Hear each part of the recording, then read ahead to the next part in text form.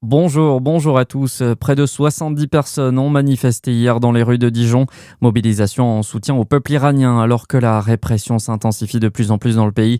Réunis sur la place de la Libération, les manifestants ont dénoncé les horreurs perpétrées par le régime des Mollahs. Hier, près de 200 000 personnes étaient à Munich pour mettre la pression sur Téhéran.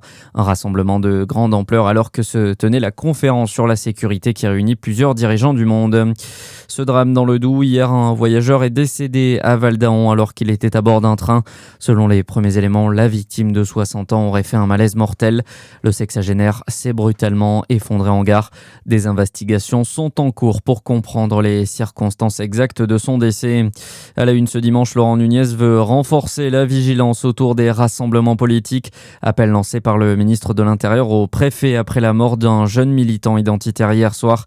Le jeune homme âgé de 23 ans est décédé à l'hôpital après avoir été agressé lors d'une rixe avec des militants antifascistes.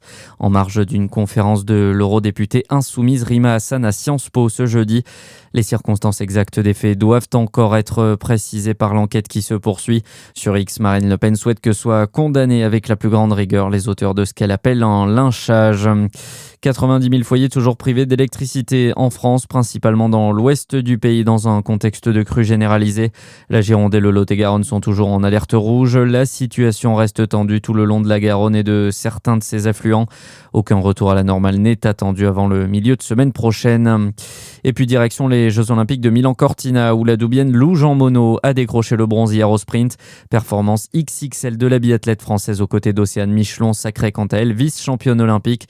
Aujourd'hui, place à la poursuite chez les hommes. On suivra bien évidemment le Jurassien Quentin Fillon-Maillet qui s'élancera avec 14 secondes d'avance sur son dauphin. On retrouvera également Émilien Jacquelin, Éric Perrault et Fabien Claude. Départ ce matin à 11h15. Bonne journée à tous.